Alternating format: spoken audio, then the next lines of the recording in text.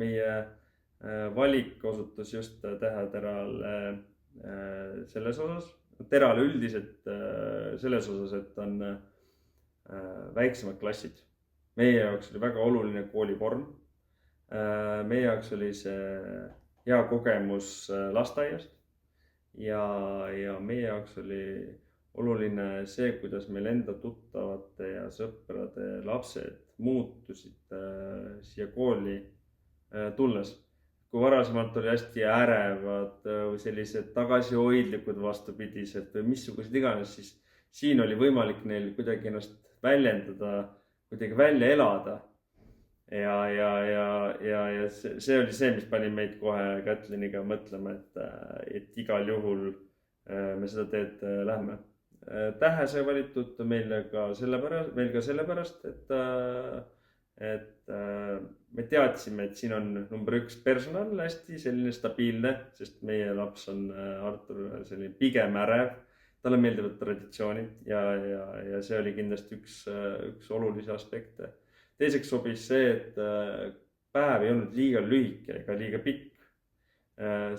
See kellaajad täpselt sellised, et ükskõik, mis ametialal sa toimetad, töötad, kui sul on nii nimetatud sporditiimi ümber, kas siis kui ongi mõlemal vanemal keerukas siin, ütleme, 1-2 vahel last peale võtta, siis linnas, ütleme, kuna see kooli asukoht on nii mugav, siis kellegi ikka leiad, kes aitab, olgu see siis vanaisa, vanaema, õde, vend või keegi teine. Ja kui me jõudsime siia kooli lõpuks ära, Artur sai kenasti sisse ja me saime ta veel ka sõpradega ühte klassi. Et kõik oli üli vastutulevik, et kui me alguses klassid olid justkui jaotatud, siis meie käest küsiti, kuidas, kas on kellegagi kindlasti, kellega soovitakse kokku saada, kellega ühes klassis olla. Need meie soovid kohe rahuldati, see oli nagu ülimeeldiv, sest Artur oli jällegi, nagu kuna ta on ärev, siis on tal oluline, et tal mõnigi sõber siin on, sest ta tuli ju lasteaiast Lõunaterast, kus siis enamused jäid sinna või läksid mõnesse muusse kooli. Ja meil oli temaga alguses väga palju, ma ei saa öelda muresi, vaid ta vajas väga palju toetust. Ja seda toetust ei saanud koolis olles nii palju meie pakkuda, kui siis said siin kohal olevad õpetajad ja töötajad seda teha. Ja meil oli sellist toetust, nagu me saime siin. Ilmselt, ma ei tea, mul puudub kogemus, sest Artur on meil ainuke laps, aga ma pole kunagi kuskil kuulnud sellist tagasisidet, nagu mina ise saan anda, et see oli 100% kõige parem, kõige meeldivam toetuslik koolipere, millega mina olen kokku puutunud ja millest mina olen kuulnud. Meil oli Artur ei tahtnud üldse kooli jääda. Alati oli tulemas 2 õpetajat, Piret ja Karen, kes siis abistasid konkreetselt iseenda vabast tahtest, soovist, kogemustega ja iseenda hoolivusega, et Artur tahaks siia kooli jääda ja siin koolis käia. Lii muidugi samamoodi, aga Liil olid nagu selles osas Lii, kes on siis Arturi klassijuhataja, et mulle meeldis ka tema väga selline konkreetne lähenemine, et üks laps vajab küll toetust ja teda saavad aidata teised õpetajad ja see sümbioosis toimis nii hästi, et Lii oligi selline konkreetne ja ütles, et ta peab teiste lastega ka tegelema ja see aitas ka, kui ma algul mõtlesin, et võtsin seda kuidagi nagu et Artur on justkui nagu üksindes vastupidi. Arturile hakkas see nii meeldima ja ta nagu nii hindas seda, et ta nagu ei öelnud kuidagi, ei käitunud Arturiga teistmoodi. See mängis Arturile nii olulist rolli, kus ta praegu jõudnud on, ehk siis ta tuleb kooli rõõmuga ja ta ootab kooli ja ta tahab õppida, ta tahab käia. Praegu on kõik huviringid, et kus Lii annab huviringi, tema tahab sinna minna. Et see sümbioos, mida õpetajad suutsid siin tekitada, just see konkreetsus, hoolivus. Need kaks asja on minu meelest kõige tähtsamad omadused, mida üks lapsevanem vajab ühe kooli poolt.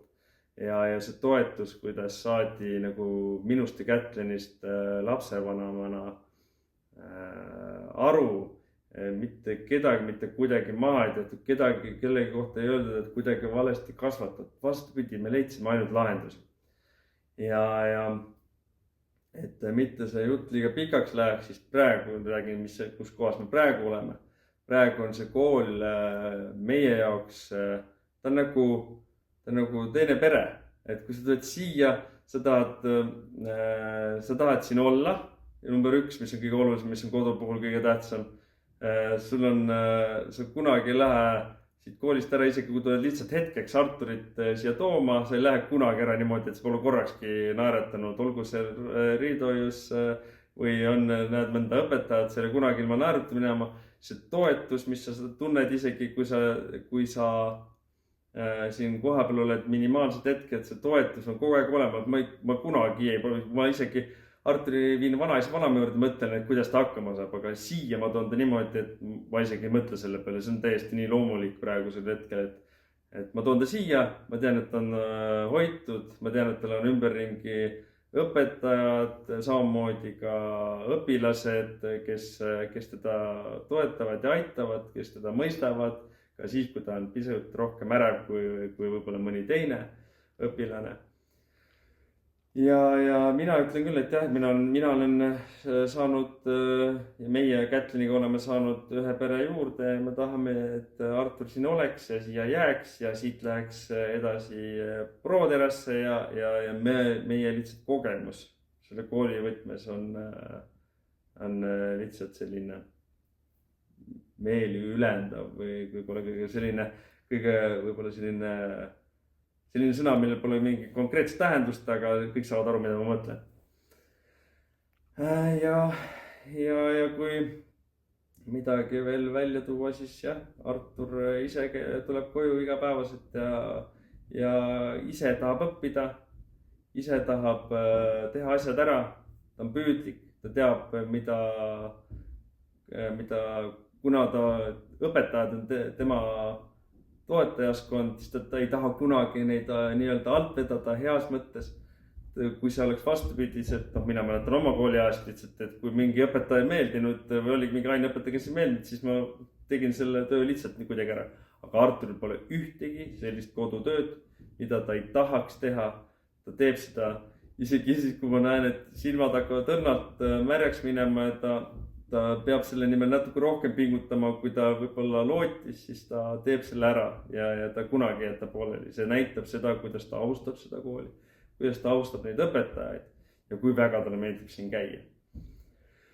Et ma ikkagi läksin jutuga pikale, aga ma arvan, et seda kooli kui lõpetuseks, missugused sõnad iseloomustavad, siis kindlasti see on hoolimine, austus, toetus, sõbralikkus ja selle kõige võtabki siis kokku, mida ma juba korra mainisin, et see on üks suur ühtne pere, mis ühiselt loob meile kõigile ühe väga kindla sellise konkreetse kodu.